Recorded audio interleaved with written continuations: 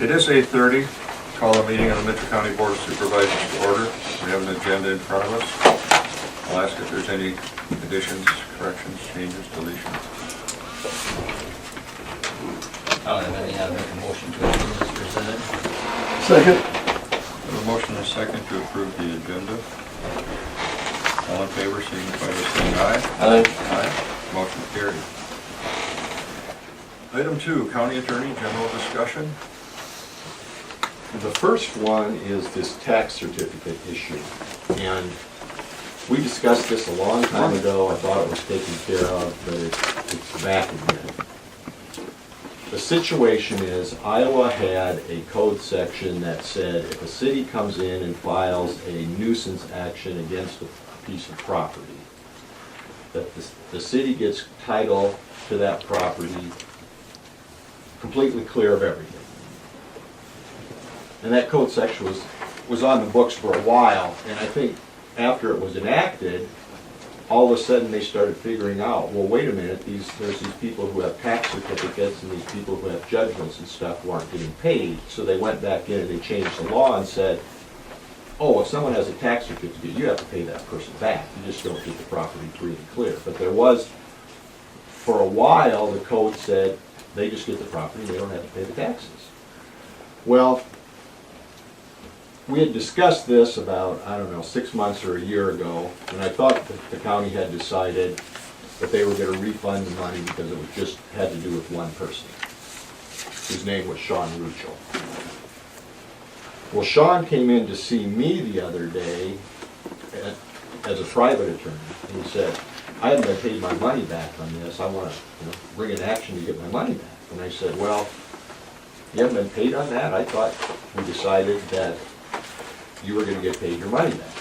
Is this ringing a bell with anybody? Yeah. Kind of? Remember Didn't we decide we were gonna? last year? Now, I told him, Sean, I can't represent you on this, but I'll at least go to the board, because I thought the board had decided that they were going to pay him his tax, weren't gonna give him interest, but they were gonna pay him his money back on his tax certificate. I don't remember it quite that way, do you? I thought it was that you had to do your due diligence as to whether there was liens and stuff against the property.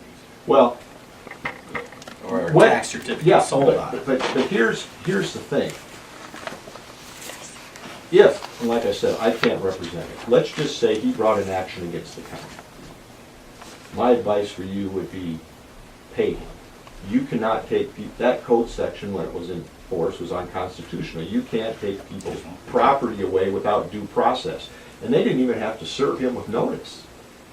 That, and they realized that, so that's why they came back in and they corrected that code section saying, oh, wait a minute, you have to pay these tax certificate holders.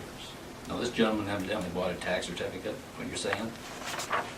Yes, Okay, and then suddenly the property the is... city files a nuisance action. Right, it's dilapidated or whatever. Right, and then the city gets title to it. Okay. And the code section says they take it clear. Well, they didn't even have to serve Sean Ruchel with a notice that said, you're gonna lose your rights in that property. And he never was served. I mean, he's not even named in the petition. If he came in and sued the county, my advice to you would be, pay him his money, because that statute's unconstitutional. You can't take people's property in the United States without due process. You have to serve him with notice, and, he was never served. They just said, we don't have to pay you anymore because the code section says we don't have to. Well, I don't think that code section is constitutional, so I would be advising you, just pay him his money back. So, Just out of curiosity, how much is it? I mean, not that it matters. I can tell you exactly, I think it's less than $1,000. Let me find out here.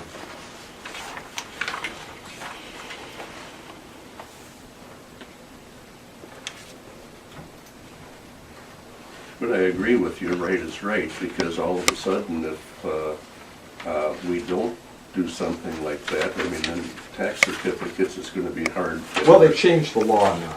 But, it'd be Yeah. hard, though, still, people feel that, buying their certificate, you could lose your money and so on, when it used to. Oh, $1,713, no, this is a different one. How many do we have?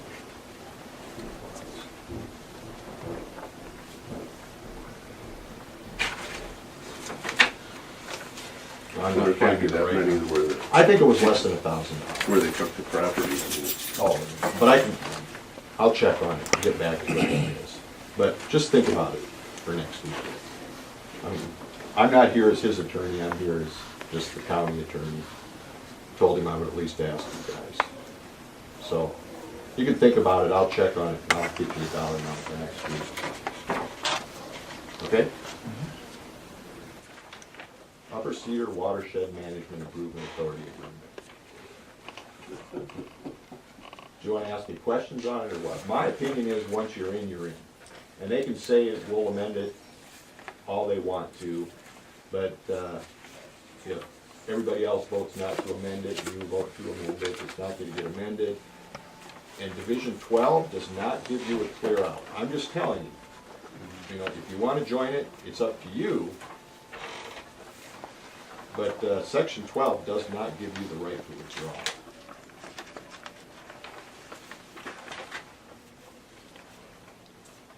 Because I can always say that there's an unpaid debt or legal obligation. You know, we formed this to get these grants, and we haven't gotten these grants yet, so that's a legal obligation that hasn't been fulfilled yet. Now, maybe there's nothing wrong with it. I just want you to know that once you're in, you're in.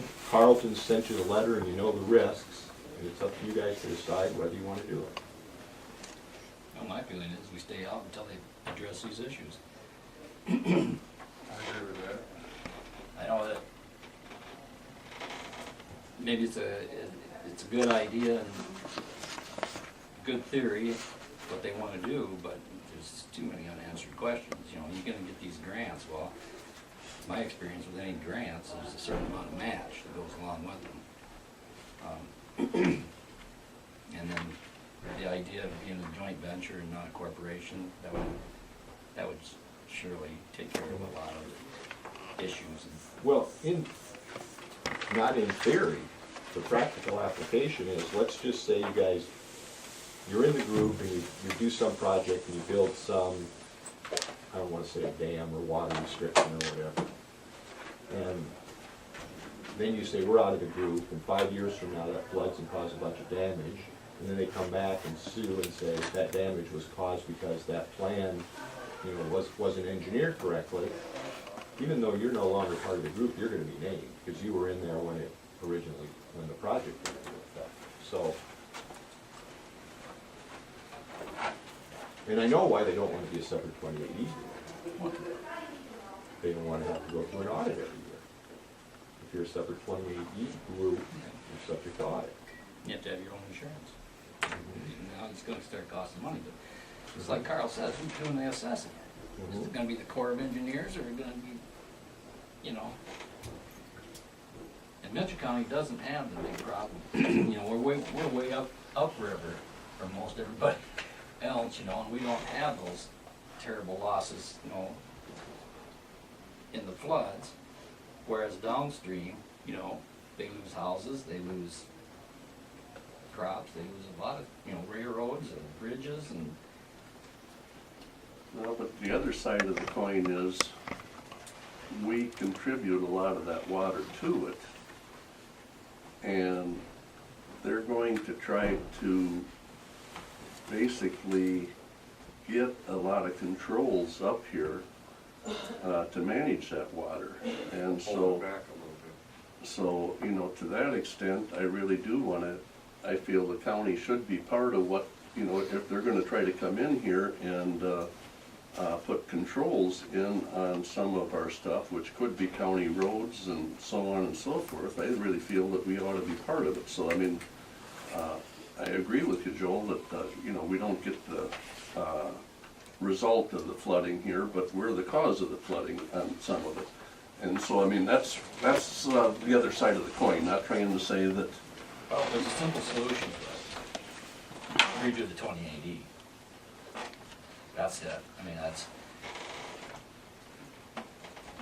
You wait till after everybody's signed, and I agree with Mark. You get 27 entities, you got 27 different ideas. And if 14 of those think differently than you, well, too bad.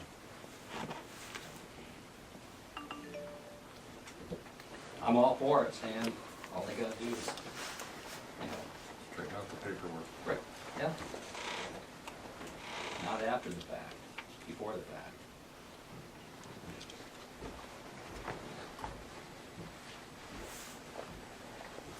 Do you wanna explain what you want completely changed, or have Well, you done that already? well, there's two things. Number one, you know, Carl's saying you need to have a separate legal entity.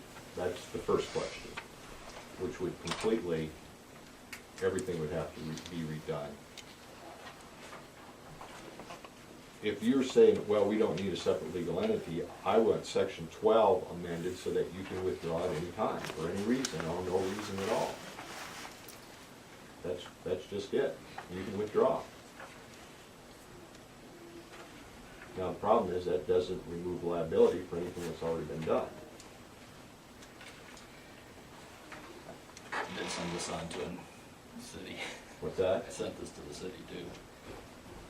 They're gonna revisit it. Well, that's what they said. I don't know if they will or not, but they agreed to sign it, but I thought, how can they sign it? We didn't see the final draft until the other day, you know. Yeah, and that's part of the problem with word processors and email. I think I got 2 or 3 different versions just yesterday alone. Here we've changed it, here we've changed it, you know, and it's like, Again? I got 2 copies again yesterday. Here's a copy and here's a revised copy. Well, I get a lot of, what do you think about this and that, and look at the copy, but there's no attachments, so it's pretty hard to look at anything. So I guess I'll just defer to Carl's comments and.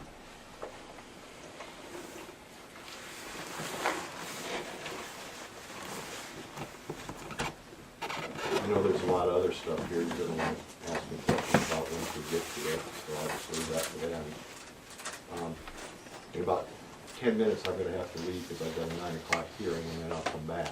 But anything else you want to discuss before then? Again, do you wanna contact Susan Junkins, or do you want me? Well, the question is, do you want a separate, I mean, that's the place to start. Are you comfortable signing it without creating a separate legal entity, or do you only want to join if there's a separate legal entity?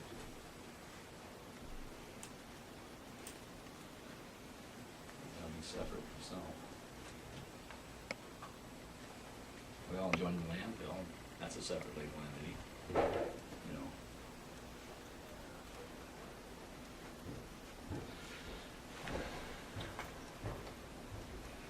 I mean, that's your call.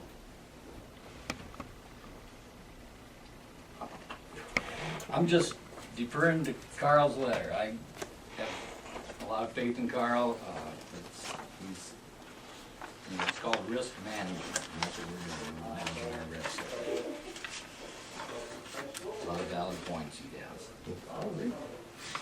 You know, you can just see the things turn sour, and then we go, oh, we should have done this, and we should have done that. And now we have the opportunity, and we have the information before us, so if we can make the decisions that, and they surely could too, I mean. And didn't I read someplace too that this was kind of a boilerplate that they had, or? No, I think it's kind of, let's just get this signed, then we'll worry about the details later, Right. which I don't like. I don't either, it makes me very nervous. But putting the taxpayer on the hook if something goes sour.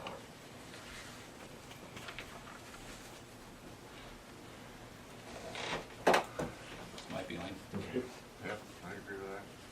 So what you're saying is you're not going to join unless it's a separate 28 entity? Yeah, and I think all these issues need to be answered and addressed. I mean, are they going to go out and hire? They're going to be, just going to become a, you know, where's the funding coming from? Well, I can draft a letter based on Carlton saying, you know, we need to know this, we need to know this, we need to know this. And I heard that there was another letter from Clayton County Attorney, but I've never seen that letter.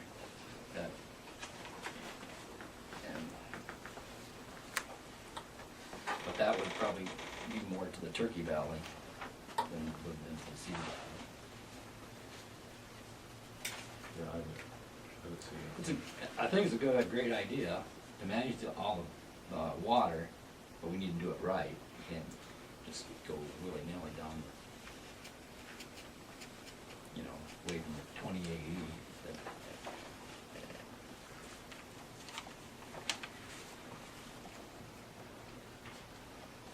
And what was the deal with June 30th? They had to have this signed by June 30th. Apparently,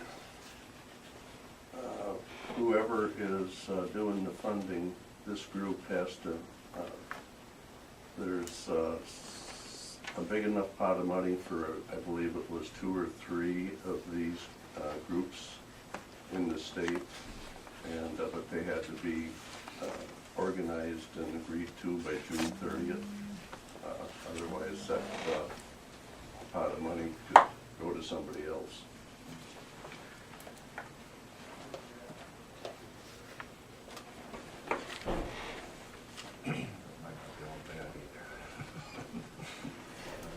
Well, I'm assuming if Mitchell County doesn't join, we'll just do it without Mitchell County. Well, I'm sure they will. Good luck.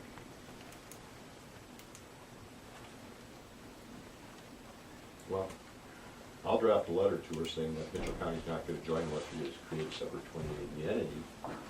And so there's no use addressing anything else until they respond to that, because I know what their response is gonna be. We're not gonna do it.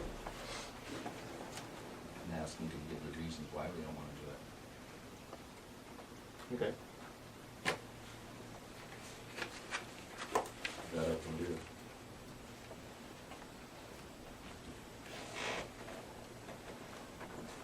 Any other questions on anything? Yeah. Item 3, resolution 836-12, to agree to join the North Iowa Growth Community Growth Pipeline LLC. There's too many girls. Yeah. Take Got a out the couple first on the row. committee. Which one do you want to delete second? First one. First one?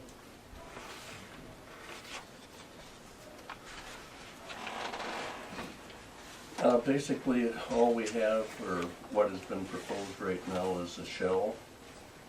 It's just a one-page, just saying that we are we would be an LLC, and the office of filing or whatever is the attorneys down in Des Moines.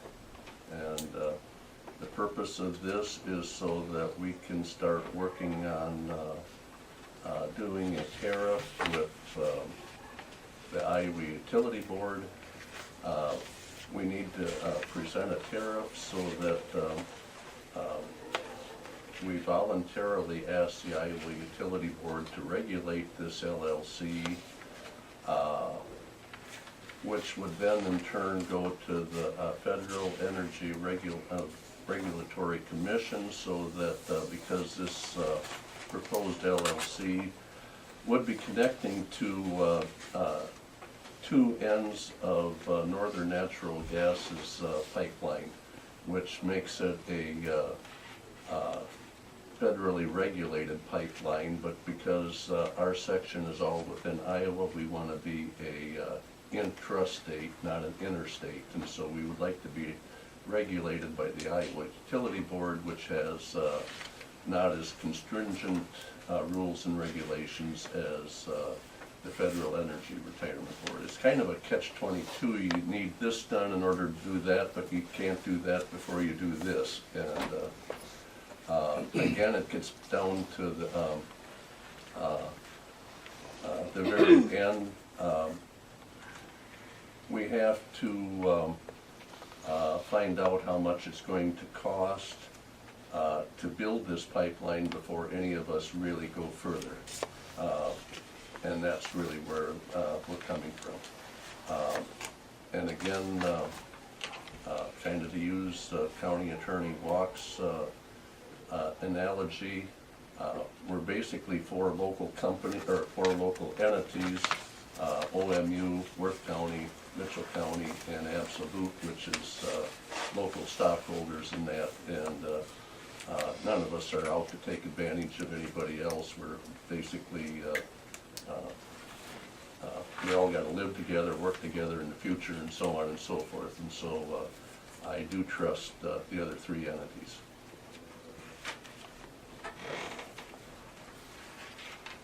So this is basically the next step in allowing us to do what again?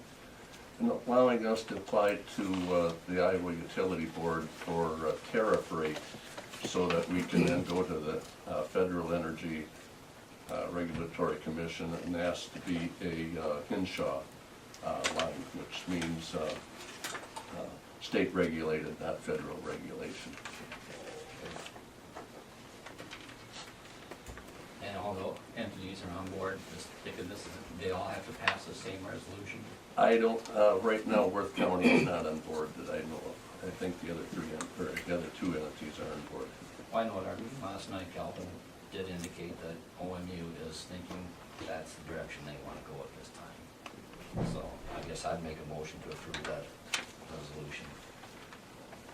And I'll second that. We have a motion and a second to approve resolution number 836-12. Probably is a resolution. It is a revelation. Sometimes things come out that jump here, but resolution 836-12. Roll call vote, Wolflander? Aye. Walk? Aye. Morel? Nay.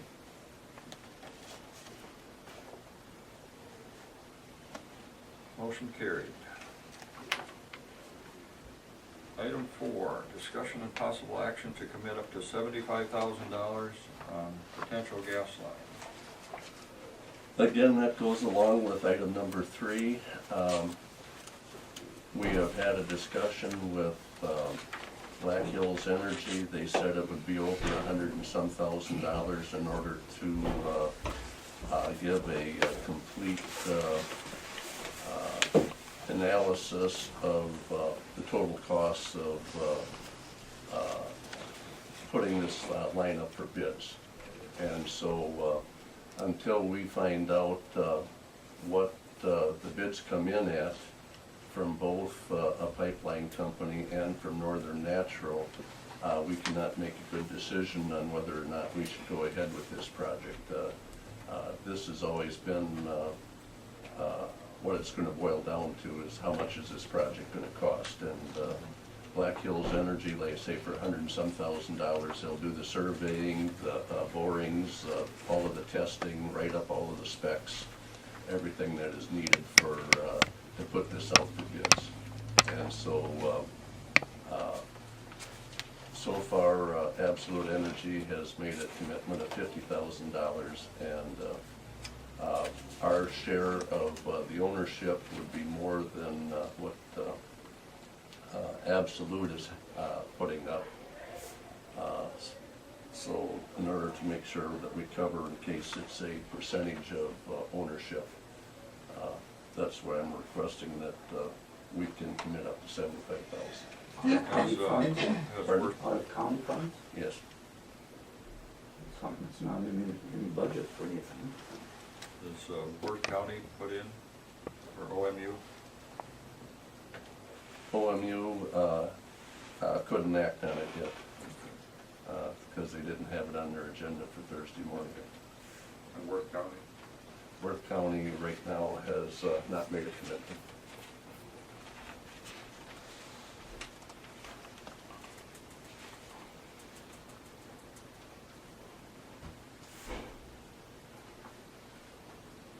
Did you talk to Dennis at all? Not that Dennis. Not that Dennis. Bannon? Oh, Bannon? Yeah. I have not since.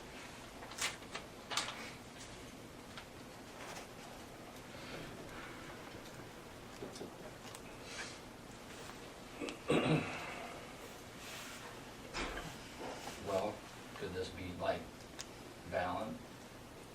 Should this go forward? The county would get its money back.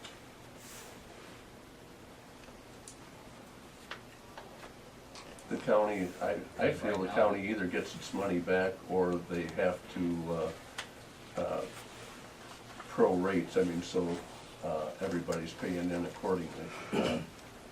Right. It shouldn't be that Mitchell County's putting in and then the other, two of them don't.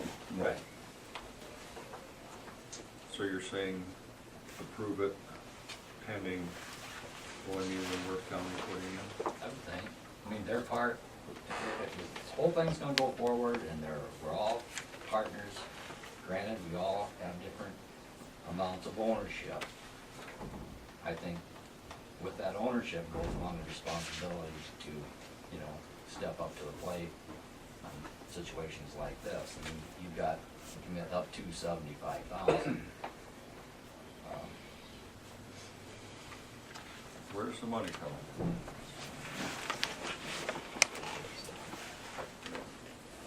Don't have it in the budget.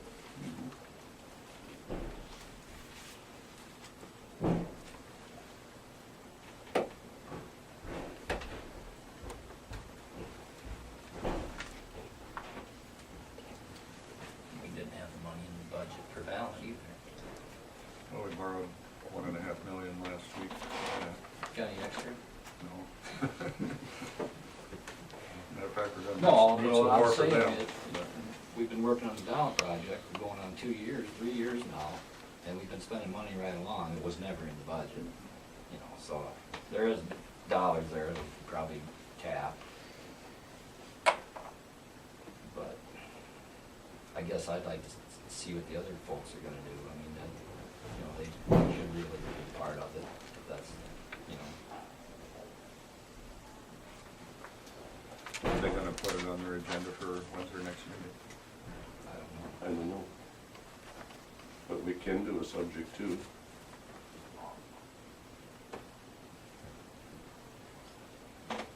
Because then we start, if we go this other direction again, gets to be a round robin affair. Well, we don't want to approve until they do. Well, they don't want to approve until we do. Then nobody does anything, and here we sit again. I mean, Do we need 75, you think? Couldn't we just do the 50, subject to approval of everybody else?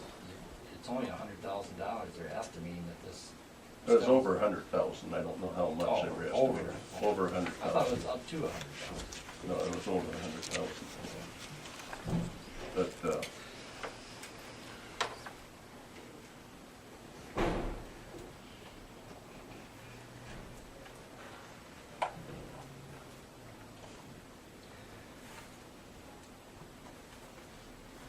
Up to.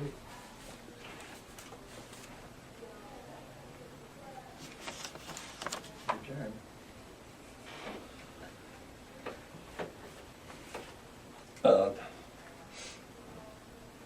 Worth County is the smallest player in the thing.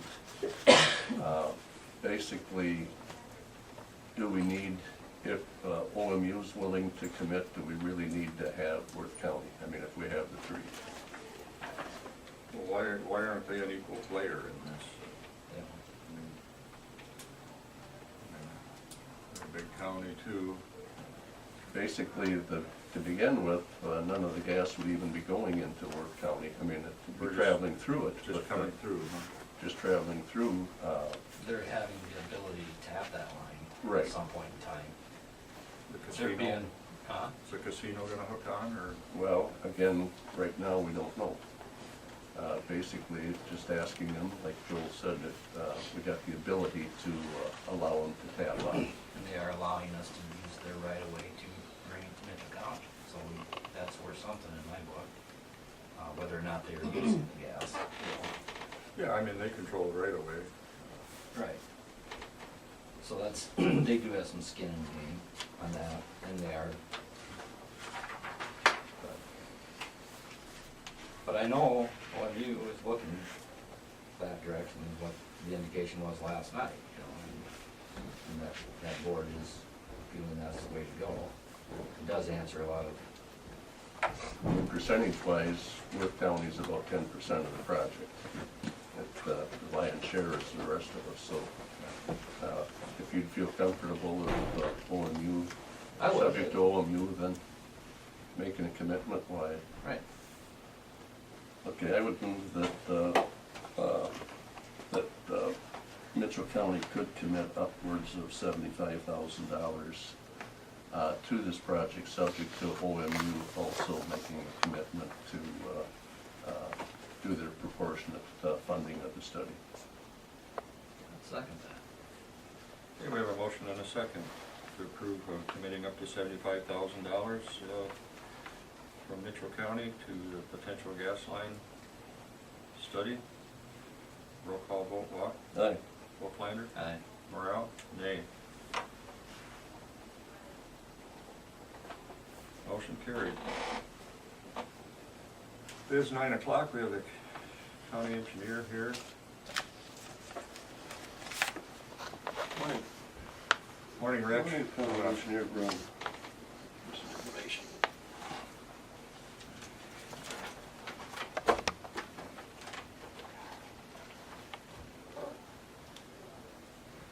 We are probably gonna be done with our maintenance painting today already. They came in and started, I think, yesterday.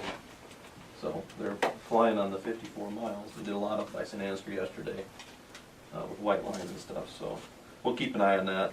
They got the yellow down too. Did they? Yeah, it was noon and they were doing the white, so they're moving pretty fast. I'm pretty happy with that. The rock run, we're running on Dines Quarry yet for a couple more days, and we'll head over to O'Donnell Quarry, and there's only like six to 8 miles, and then from there we'll go to Wagner Quarry. So they're moving along on the rock run. The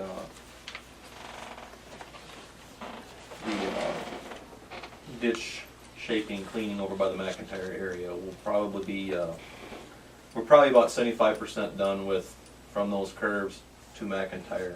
As we get closer to McIntyre, the ditches are a little deeper, and we probably won't gain much by doing anything. And you were doing that to widen the shoulders? We're trying to get the shoulders widened, but what it turns out right now is we're getting a better slope on the shoulders. There's not a lot of dirt in the ditches, but we are getting them safer. So Okay. when we do a project, we may have to still add more dirt, but we're utilizing as much as we can that's already there. So Good. we're not really spinning our wheels very much in the dirt. We're getting better slopes on it, which is a safety issue. So we're getting that fixed up, and it's looking pretty nice. We're using the conservation seeders that we're drilling the seed into. So now if we just get a little rain, we can get some stuff growing. I was contacted by the city of St. Ansgar last week.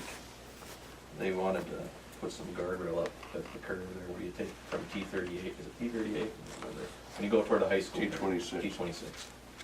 Yeah, T38 is there. They want to put a guardrail up around that corner. I And thought they already did that. they put some fence posts up with some plastic caution tape a while back. And I told them I would look into the cost for the guardrail because we got guardrail on order for that Stillwater Bridge. And I said, let me do some checking in St. Ansgar, we can get it all in the same shipment then. But I kind of question whether or not they really need the guardrail there at all. Nobody's ever had an accident there. Not our money, not theirs, but I was kind of talking to the mayor a little bit. And Is that a deep ditch there or something? it's deep, but it's not, the slopes are 2-to-1 slopes. I mean, you put guardrail there, now you're putting an obstacle there when there really isn't anything. But that's their decision to make. I'm just kind of going to look into it for them and see what they've got. So I'm going to do a little bit of research for them, what could be put in there. But we have scores of areas in the county that are a lot deeper than that. Oh, yeah, And, yeah. Right. They're worried about somebody sliding through the intersection. Well, now you're gonna hit something instead of just going in the ditch and getting pulled out. So, I mean, it's up to them what they wanna do. I just wanna let you guys know I'm gonna put a little bit of time into determining what they need there for guardrail and then sending them some information. But, one issue that keeps coming up is on the Stillwater Road there on Allen Melbourne. Got a big driveway up there, or down there. And every time it rains, his driveway washes. Now, it isn't water coming off the road, it's coming off of his property. And we've made several trips up there to fill in the driveway back in the right of way, but the question I have is, according to the driveway policy, anything over 40 foot wide is the responsibility of the property owner to maintain. We've been maintaining quite a bit. We've tried cold patch, we've tried calcium chloride. It just, when the water comes, it comes from up on his property and in the field and washes through his driveway, and that driveway creates a nice rush for the water to come down. It swirls down his driveway into the ditch. I guess, pardon? I said, what can we do to divert that, or? Well, it's all on private property. part of the issue is further upstream, he's got the ditch filled in. And so it all sheet flows down across there and washes. See the one that parks them semis out there Used to, on the road? yeah, or he used to, yeah. Okay, I know where it is. So, I don't know how much we should be putting back into this driveway if the water, it's not water running off of our road washing the driveway out, it's water from up on high washing through his yard that. We've gone back several times, he's asked for cold patch and everything else, but I'm just trying to figure out really whose responsibility it should be to maintain the driveway when, Is that a field driveway? no, it's a residential driveway, but a lot of the water comes up from, there's a lot of rock in the yard and there's nothing to slow the water down at all. So, Sounds like it's his responsibility. do I quote a driveway policy saying, you know, anything over 40 feet is actually, if the driveway weren't as wide as it is, and it's more than 100 feet wide because he used to park there, that the water, some of that water could sheet flow into a ditch culvert and go underneath the driveway instead of sheet flowing and washing down, but I guess I'm looking for a little direction from you guys. How far do you want me to push the issue? Do we keep going back out there every time it rains and keep fixing it, or do we just? I thought a few years ago we gave the driveways, or we said we weren't gonna do any of the 40-foot driveways anymore. After 40 foot, it's the responsibility of the property owner to maintain. And I don't remember when this driveway was built, it was long before, Yeah. so. Without seeing it, I guess I can't really make a good decision. Okay, you know. well, I was just thinking of calling him, or writing a letter saying, you know, according to the policy adopted by the board for driveways, anything over 40 foot for maintenance is the owner's responsibility. And that's way over 40 feet, because Well, the whole, you're right, he's got the ditch filled in. but, you know, it seemed, and it doesn't seem like it's been a lot of rain lately, but we just had another phone call over though, and we didn't, you know, and I guess depending where we live, we had a good shot of rain, but it keeps washing out, and we keep going back up there to fix it, and it's washing in the ditch and everything else, but the other option is to throw in 3-inch baseballs in there and call it good, but that's not a good residential driveway either. But how much are we gonna have to keep maintaining? I don't think we need to pave it, because I don't think the issue's any different than it was before the road was ever put in. It just seems like there's more water washing through there. And it's not water from the right of way. Do we gravel driveways? Typically, no. Thanks. Not anymore. I thought the driveway, like you say, the 40 foot was ours to maintain. Anything over 40 foot isn't. Yeah, but I mean, back to Joel's question when he says, do we gravel driveways? Typically, we don't. But I mean, but once they're put in, isn't it ours to maintain as long as it's in the right of way? Probably technically. I But mean- how often are we gonna keep fixing somebody's driveway No, because no, of I water don't, from? that's not part of the, But I does mean- that include field driveways, though, Stan? Pardon? Are you talking field driveways Yeah, or just I mean- residential? but I mean, anything in our right of way, driveway in our right of way, I know when Jim was here, I mean, it was always ours to maintain. I mean, so if, after how many years, if the gravel basically was gone, I mean, we would dump part On of the occasion, load. yeah. I know a lot of counties don't do that. They've passed resolutions where they don't do it. State probably. Well, we got an awful lot of driveways out there, so if we start dumping a load of gravel in everybody's driveway, then everybody's gonna want a load of that gravel to put in their driveway every year. That'll just become part of the rock run, probably, because, Be a whole other rock run. well, exactly. Well, but like I say, nobody's really abused it, but every once in a while, I mean, things get to the point that, There's been places where we'll put rock up against the road in the driveway where you get the drop-off edge, we'll try to put in enough in there and it gets spread in there, but,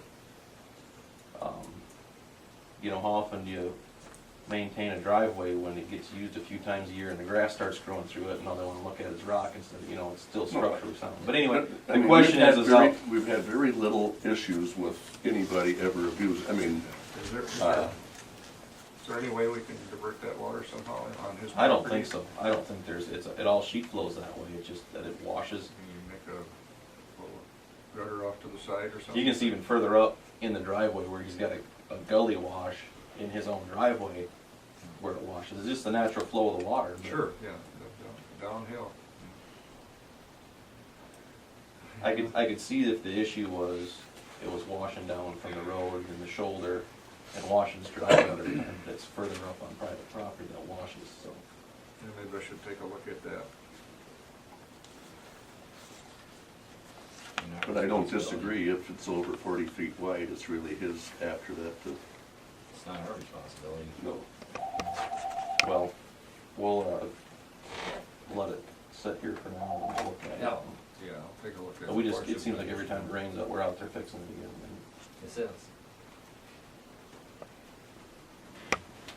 Okay, we're in a meeting, can we call you back sometime?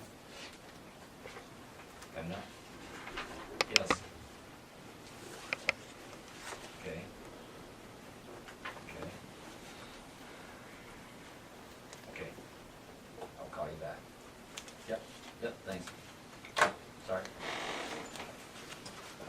One other thing, the, Bridge on Timber? yeah, I'm running the bridge numbers now to find out backwater curves and stuff like that, so. I had mentioned before that Kevin Christensen in the Riceville office informed me that he was gonna be leaving. Well, he informed me yesterday that he did get a job in Palo Alto County in secondary roads, so July 9th will be his last, well, he'll be starting there July 9th, so we've got things geared up. We know we're gonna be losing another one. Like I said last week, Brian, Is he gonna go to Riceville then, Brian? or- I'm gonna let Brian go as soon as we get somebody to replace him. So we've had the position posted since last week in the shops for anybody within wanting to, interested in being the road foreman. And then, if we get anybody or when we evaluate who's there, we'll see if they're capable or whatever, otherwise we might need to go outside. So, When does that close? the end of this week, Any apps yet? this one. And I didn't make them fill out apps, if they already work for the county, we already know their background. No, but I mean, just- We've had one person interested so far. That's what I meant. So, what I'm thinking of doing now is maybe holding off on, I wanna try to hire everybody at once, but maybe that's not the best thing either. We know we need 2 maintenance guys, let's get them coming now. So, maybe I can never, cause Gary kind of retired in this fall. So- Yeah, and it wouldn't hurt to get him broken. Right, you know, so that's maybe I can always get an a plus. advertisement out for secondary road maintenance, and then we'll worry about the foreman thing when it comes. I mean, I think it's a plus to get somebody Yeah, I do too. orientated. Well, Give them a and little right now, we're, orientation than 2 days. the more help we get right now, the better off we are in the summer. So. If you guys are okay, I'll start advertising for secondary road maintenance. We're gonna need 2 people or 3? We'll need 2 if Brian's going Okay, to there, so. but We'll need two maintenance and 1 foreman is what we're looking at right now. Francis is leaving. Dwayne's gone, and Dwayne. Kevin's gone. That's So it would have 3. been 3 maintenance without foreman, but if we take the foreman and put him into maintenance, then it's, and we'll probably, let's see, But you'll need 3 people. We'll still need, Replace 3 people. right. I had it figured out. So you're saying we need 4 new people? No, we'll need 3. Makes it 48. Whether it's 3 maintenance or 2 maintenance and a foreman, depending on how everybody gets switched around. It's a shuffle. Sure. Okay. Anything for me? Sounds good. How's the weed business? Spraying. How about that? They were up there on, he hit that last week with the spray, the mower's out. I was told he might have been up there sprayed last week already. Yeah, well, I think they're too big for anything. But the mower is up in the McIntyre, Meyer area, Stacyville area, and probably by late this week he'll be on terminal. Okay, yeah, it needs Yeah, I drove it. little There's, flowers growing up there Yep. in the north end. yep, the north end's got some of them, so.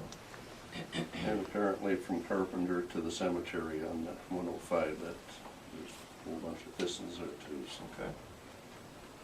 Signs on, by Kittleson's Potato, did you? I'm still trying to figure out where to put those. And what to actually put up there. If you do a keep right sign, that's a regulatory sign, you gotta resolute it, but I'm just wondering if you don't put more of a cautionary sign up, and I'm trying to figure out what we can word, how we can word that. you know, to me, it's a common sense thing. If you're going up a hill, you don't drive in the middle of the road because you can't see who's coming, you move off to the right. But on gravel roads, too often people tend to follow the track. I mean, Always if up there's, the you middle. know, and you're in the, more of Always the up middle the and they're middle. not, and you don't realize how fast they come up on you. Well, I know, that's just, I mean, that's I know when I drive up a hill, I'm moving off to the right because I don't want to get hit. But You I'm might- trying to figure out what kind of sign we can put up You there. might be the exception to the rule. I try to stay off the gravel in my own vehicle. So anyway, yeah, I'm trying to figure out what we could put up for signs, just to oncoming traffic or, you know, something. But I don't wanna put up one, I don't wanna put up a regulatory sign, then we gotta resolute it. Not that that's a big issue, but something else we gotta go through. If we can just put up a cautionary sign. What do you got? Look out. Yeah. Even a two-way arrow sign that shows two-way traffic, I mean, most people understand it's a two-lane road, but we don't drive them that way, Not on gravel. not on gravel. Take our half out of the middle.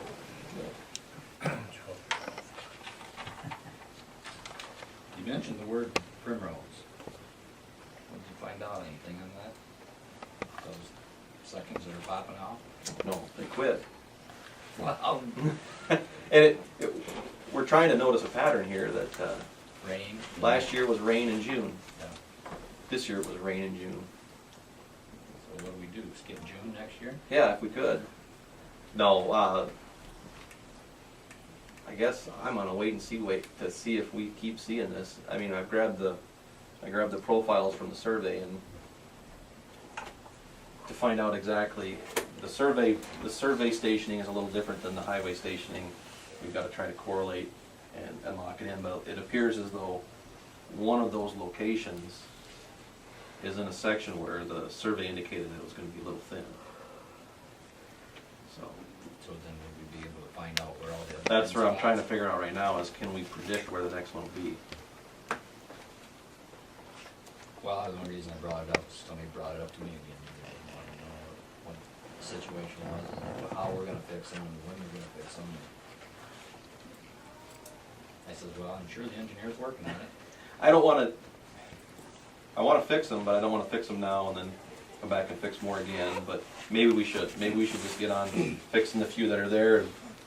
The question is, do you put a bigger relief joint in them so that they can expand and contract, because I've already started moving, but maybe they're done moving.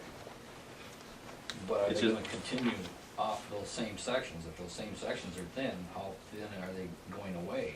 It usually seems to break where it starts getting thicker again, where Okay.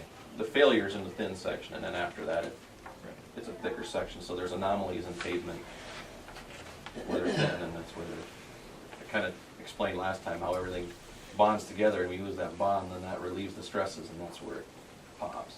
So some of it has to do with what's underneath. Now, it's just one road in both counties, like I said, we've got 150 miles combined, and we've got one stretch of road that's doing it, none of the other roads are doing it.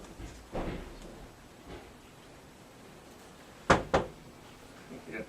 About a half mile north of the old drive-in theater on 105, we had that bump in that. Is- I've got Jim out looking at locations where we can start getting some bubble patches put in. There's a contractor, That is a bump there, right? yeah. There's a contractor that's looking, he's in the area, that maybe we can get him hired up to do a little bit of grinding out some bumps and maybe overlaying some bubble patches. So we're getting a list together and kind of for asphalt.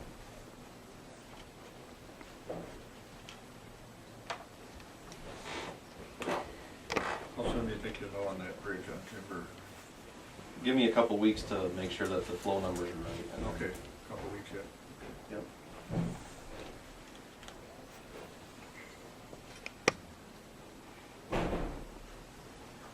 Anything else for Rich?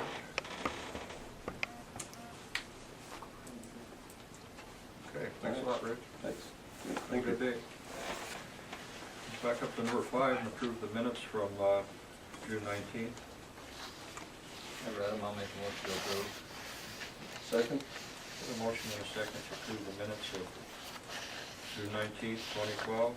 A roll call vote, Wolflander? Aye. Watts? Aye. Merrill? Aye. Motion carried. Okay, now we move down to item number salaries, resolution 834-12.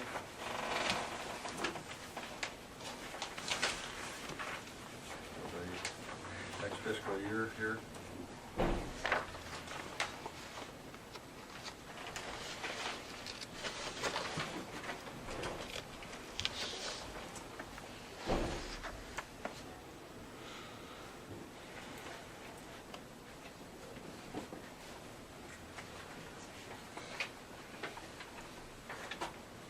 So move. I'll second. Have a motion and a second to approve resolution. There we go again. Can I get that word? Come out. To approve resolution 834-12. Roll call vote, Walk. Aye. Bookbinder. Aye. Morrell, aye. Motion carried. Item number 8 is approve appropriations resolution 835-12.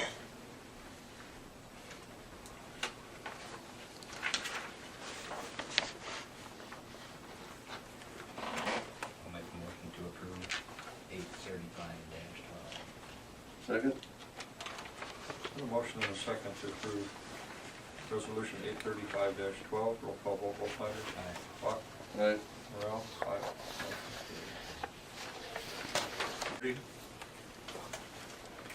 Time for the public hearing on the designation of an urban renewal area and on a proposed urban renewal plan amendment. Supervisors, any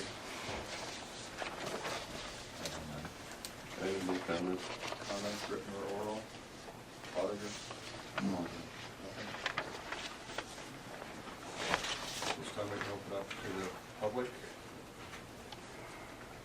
Any comments from the public? Hi, Kristen Oldenburg with Papa John Law Firm of Mason City.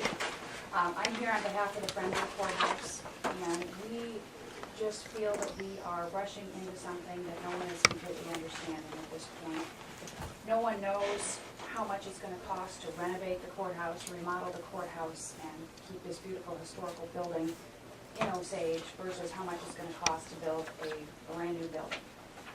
There's no reason we need to rush into this. We need to back up a step and take a look at a feasibility study. We've got grant money out there that would pay for it, and we just need to step back and look at what our options are. We're spending county money here, and a lot of county money, and we need to make sure that we are getting the most bang for our buck. And tearing down this beautiful historical building without fully understanding the implications, the costs, and weighing everything is not the way to go. Today we're talking about declaring this courthouse and the annex to be a blighted area. That is not what that statute was meant to do, and I think we all know that. The statute defines a blighted area as a menace to the public health, safety, or welfare. I think that's clearly a stretch here. Yes, it needs some updating, it needs some remodeling, it needs some renovations. It is not a blighted area. I don't think there's a blighted area in the city of Osage, thank goodness. I just think it's a stretch to be trying to declare this to be a blighted area, and I think we need to make clear that if bonds are issued to help pay for the courthouse, we do plan to petition for a referendum, which would require a 60% vote of the public. So if we go tearing down the courthouse now and the bond issue does not pass, where are we? Another reason we need to just slow down and weigh all our options and make sure we know all of our options and what they are going to cost before we proceed. So I would ask that you today put the brakes on and do some more studying, take some more time, and not rush into it. Thank you. Have you taken a tour of the courthouse? I've walked around the courthouse. Have you been through the entire courthouse? No, Thank you. but I've spoken to many people who are very familiar with it.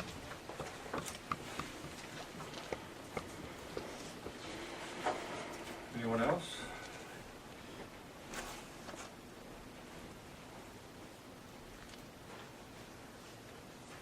Okay, I guess we can close this public hearing. Now to item 11.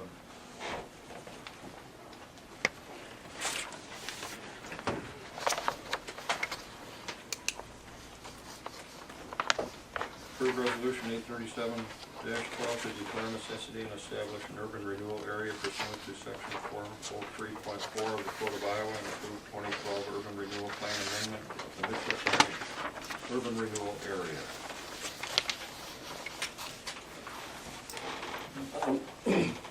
Mr. Chairman, can I ask, Ms. Showalter, this urban renewal area plan that we have today, does it cover more than just the courthouse? It was designed to allow you to do additional projects in the city of St. Ansgar, as well as the projects that are listed, yes. It's being amended at that time, this time for that, and So there are additional certainly, possible projects that could be accomplished through this urban renewal. It's not just a single. correct. I move we approve the resolution. Second? We have a motion and a second to approve resolution 837-12. Roll call vote, Planner. Block. Aye. Morrell, aye. Motion carried. Move back up to item number 9. Looks like we have a lot of fireworks permits to approve here today.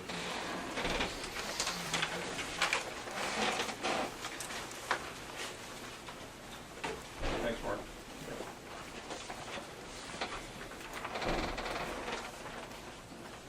We got one for David and Beth Dwyers for the 4th of July, Scott Byer, 4th of July, Donnie Fullerson, July 7th, and Jessica Corson, July 3rd. All the paperwork in order? And all their insurance papers. So moved. I have a motion and a second to approve all 4 of the fireworks permits. Roll call vote, Block. Aye. Vote Planner. Aye. Morrell, aye. Motion carried. Item 12, items of note, meetings attended.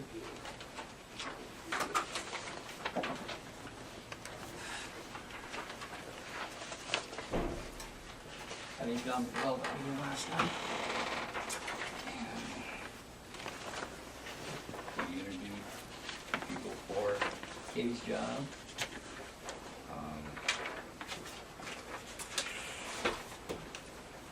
Brenda's here, I can have her give an update on what we've done at our meeting.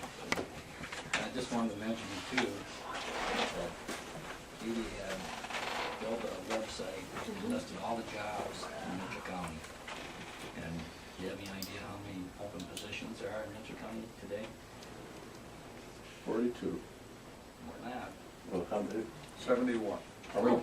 How many? 45 as of 45? last night, but now Rich is 3, and that makes it 48. Yeah.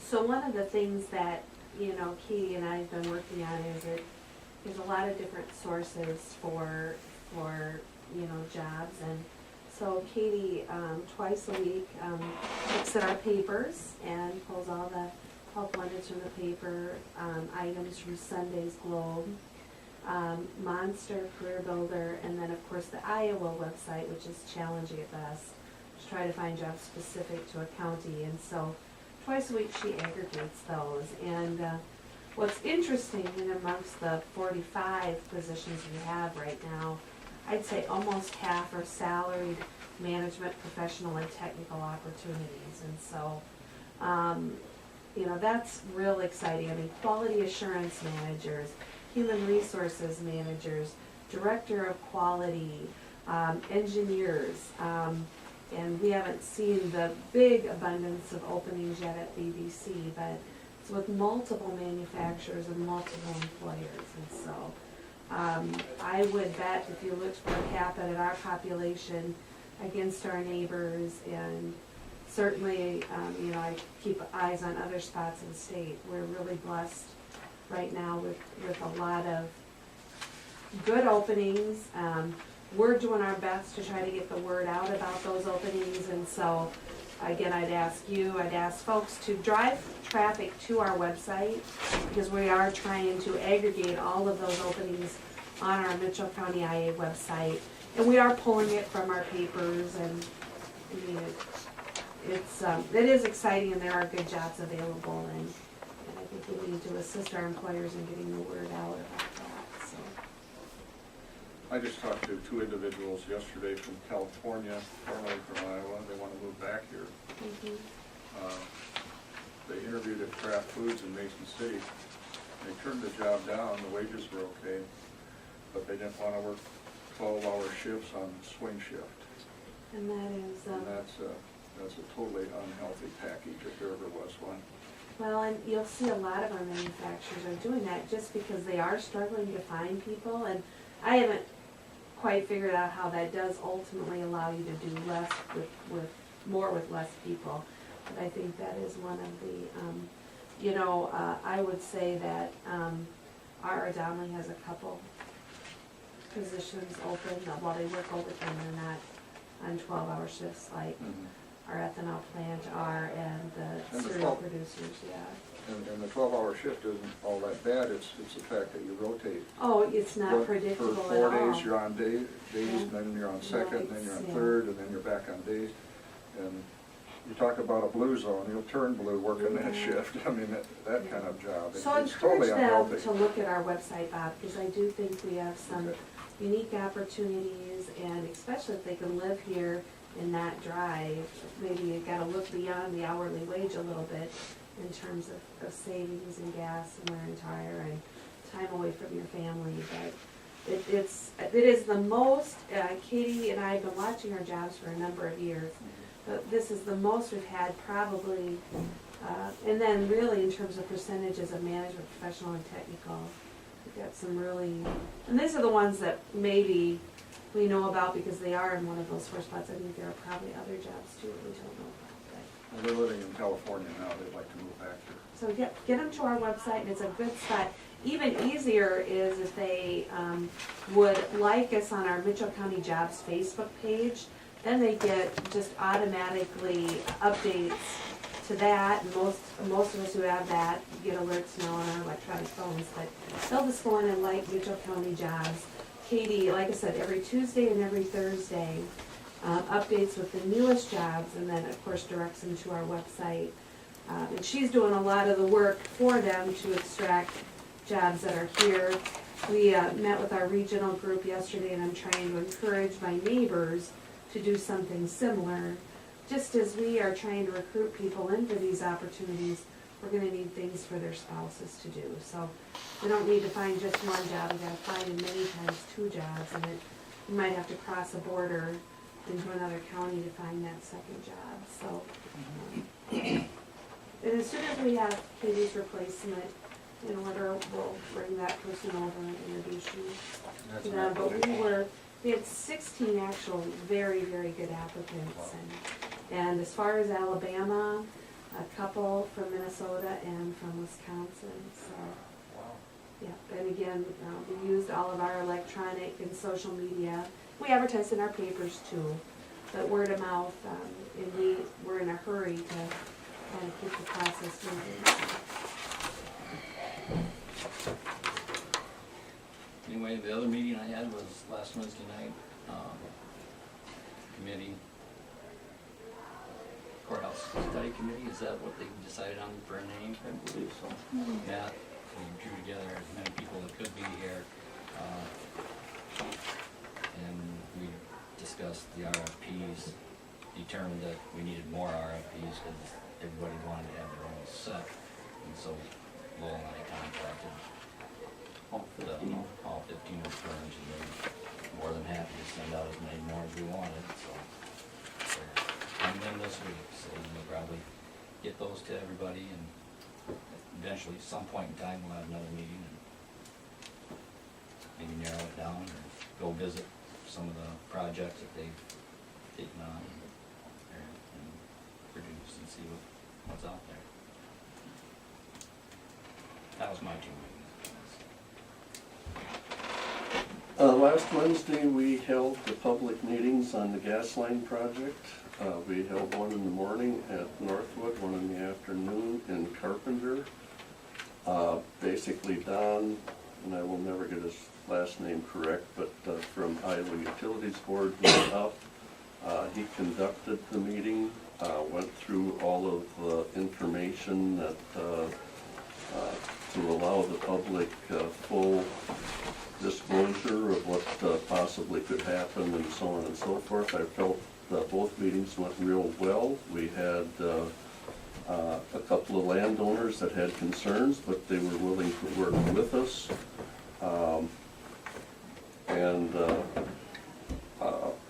Basically, like I say, no type of opposition that I really saw. So that was a good sign on the gas line. Thursday, we had second district supervisor meeting down at the historic Hanford Inn, or whatever, at Park Inn, I'm sorry, at Mason City. And it was a good meeting, again, giving some updates on what was happening in legislation. Supervisors, Representative Mike Rosine was not there, which always kind of disappoints me, because Mike really does a good job of letting the supervisors know what's affecting them, what isn't, and so on. But in the afternoon, we had a little round table with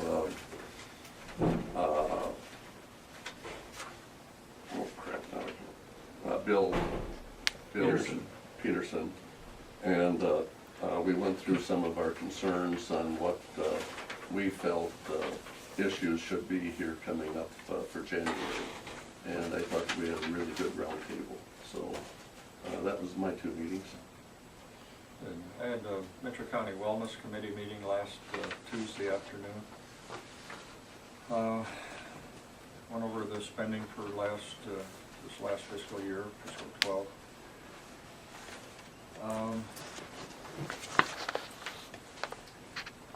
The Unwrapped program was finished here.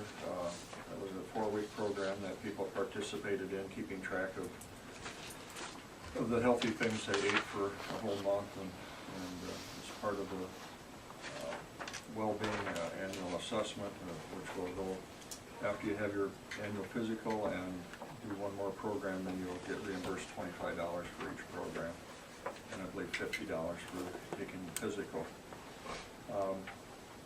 Winners of the gift card drawing were Marcia Moore, $50, Carolyn Nice, $100, and Julie Larson won the $250 gift card.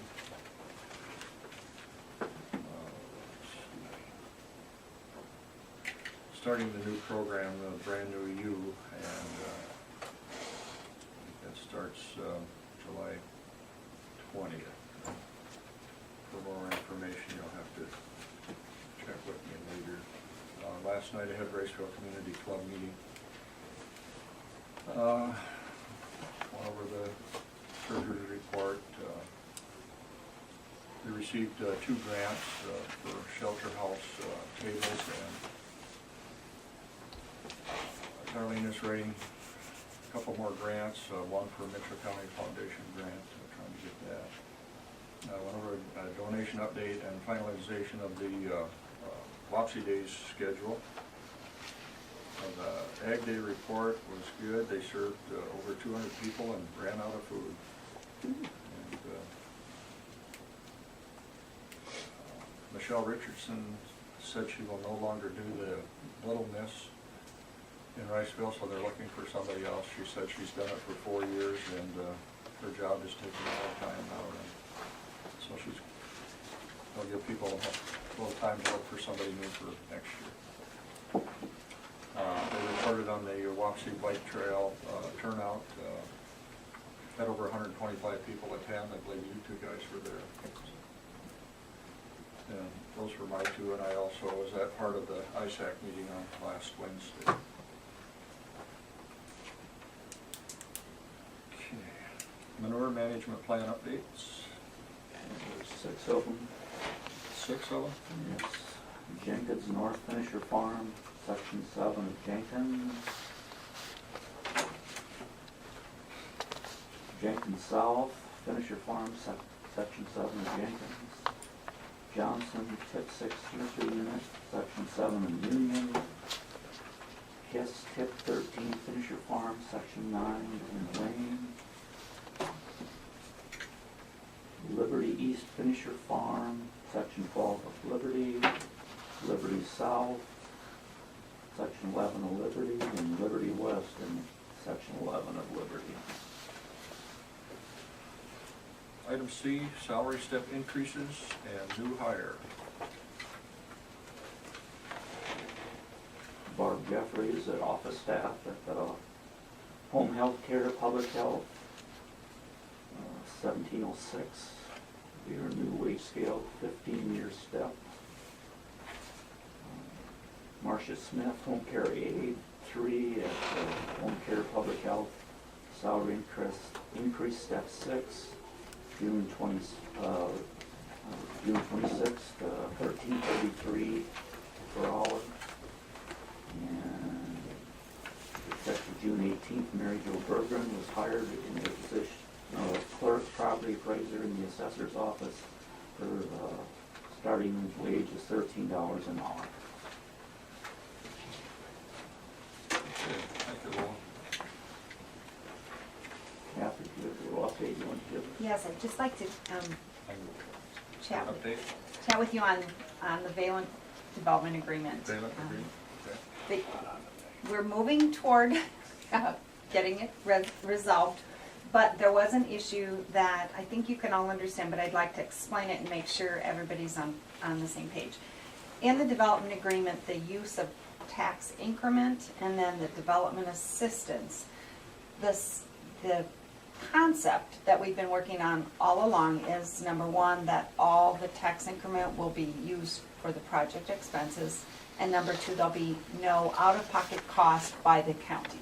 So that's sort of been the floor of our discussions with the company.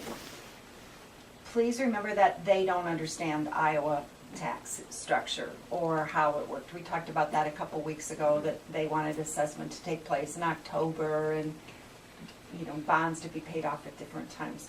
Well, one of the last issues that came up in the discussion was there's a statement in the way they amended the plan that said, if changes are made to Iowa law affecting the use of tax increment at any time before the debt is retired, the city, the county, and the developer will negotiate in good faith for a new plan. And quite honestly, that was not acceptable to me because I don't think there's any negotiation to be done. The understanding is that this is an obligation, it's going to be paid. If changes in TIF happen, you have no control over that, and they'll have to make additional payments. Well, their confusion or their concern comes with the thought that if changes in TIF are made, they think the legislation could change so that you would still get a portion of new taxes, you as the county. And they believe that that would be unfair, since their belief is that they're going to pay their taxes and the increment would be used to support their expenses. So John believes that he can adequately, if you all agree, that he can adequately describe a situation in the agreement that any new incremental taxes, whether they're any taxes that are a result of their improvements. So I'm not sure exactly how we'll phrase that.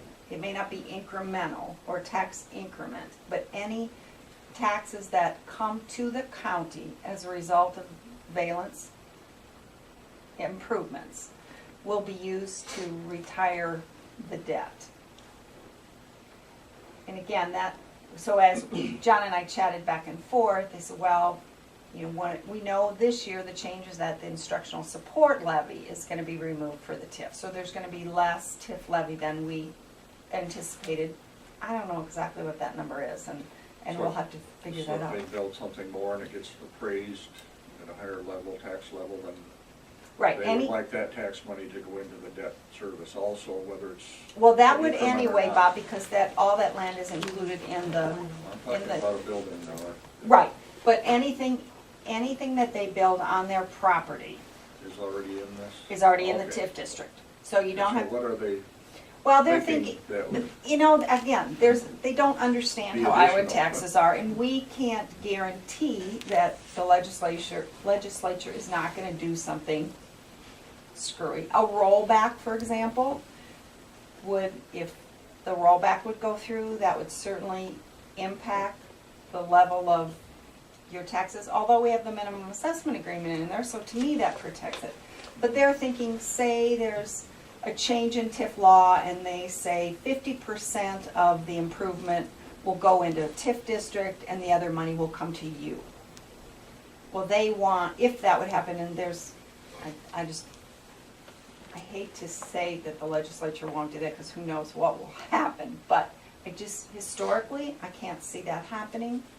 And in the past, history has shown that in the past, when they made changes to TIF, if debt was out there, those projects were held harmless. right, Doesn't mean that will happen in the future, and we can't make any guarantees. But if there would be a change, other than, there was an example of they were gonna take the $5.40 out of the TIF. So instead of a $25 TIF levy, there would be, it'd be $19.60. Well, in that case, that money wouldn't come to you anyway, that $5.40, that would go to the school. So John's gonna phrase it very carefully so that it's understood that if there's a change and you don't get any of that money, they will make up the shortfall. If there's a change and you would get new revenue, they would expect that that would go toward their project. And, yeah, and I'm comfortable with that on your behalf. I just wanna make sure that you're comfortable with that. We don't know where That's that's going. basically our agreement. and Yeah. so To me, that was, and Yeah, if I mean- John can carefully phrase it so that it protects you and it assures them that the intent remains the same, that seemed fair. But I did want to chat with you about that. That's the only one that seems to be the last sticking point, yes. They did agree to the changes on transfer of property that I think are Good. amenable. So I will make sure that he knows that that's acceptable to you as we try to continue to move forward, maybe next week. And like I said, now our biggest challenge is we're up against vacation schedules, so it's our business travel too, so we'll keep plugging away and do our piece to keep moving along. Thank you. okay, Yep. thank you, Kathy, for coming over for everything this morning. Mr. Auditor, we have on the 28th, two we're opening bank bids. I think that's what, Friday morning, then we have a claim, claim session, end of the year. yep. That's one for the fiscal year. Anything And else? Tom's supposed to be here for the bid opening. What's that? Tom's supposed to be here for Oh, the yeah, bid opening. yeah. Anything else? Gonna be action on those next Tuesday. Anything else, gentlemen? Anything, Bob? Stand adjourned. Kathy, can I just ask you a question? The original urban renewal plan had rehabilitation in it for the TIF district. So can TIF money be used for rehabilitation? I don't see anything that would not allow that to happen. Okay. Last week, Stan, you asked the auditor to put on the agenda brick testing. I didn't see it on the agenda, but I see Rich handed you a thing from Car Tech Planning, so did that have to do with the brick testing? I just took a look at it, there's nothing been decided. What would they be testing for the brick, or And how? no, as I say, I just Okay. glanced at it, I have no idea, I haven't contacted them, no idea. Till I So- would talk to them, I'd have no idea what they'd test for. So that will be on the agenda then at a later date, Uh, or what? Possible.